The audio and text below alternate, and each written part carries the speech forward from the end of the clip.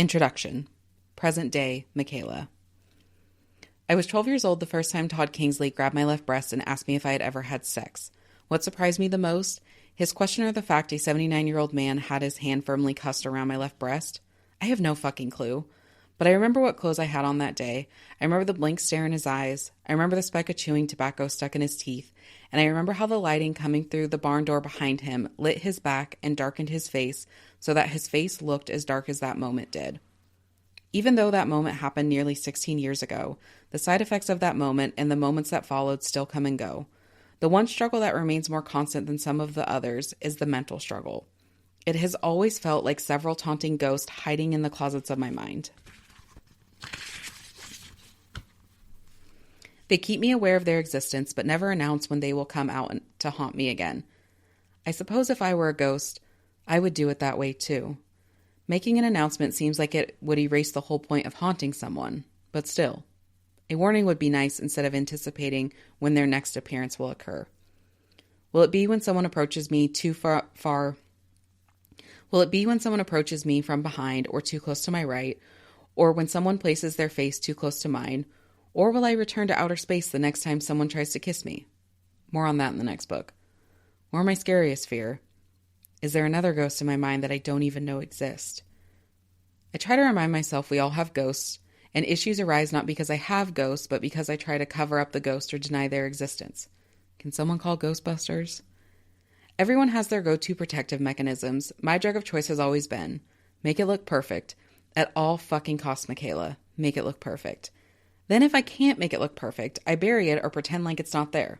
Lastly, if the first two fail, and I have to break down, I do it alone where no one can see me, then act as if the breakdown never happened. I think it's created the illusion to those closest to me that I don't have breakdowns. I do. I just do them in private. In many ways, this book has allowed me to see and face many of the ghosts I've hidden and dissociated from in the past. The first few drafts were hard.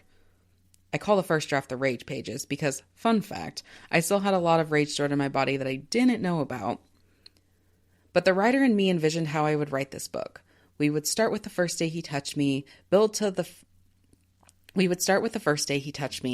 first day he kissed me, and then go to the last day he ever touched me and kissed me, and it would all be in perfect order. Crescendo. And that's what was so hard for me within the first few drafts.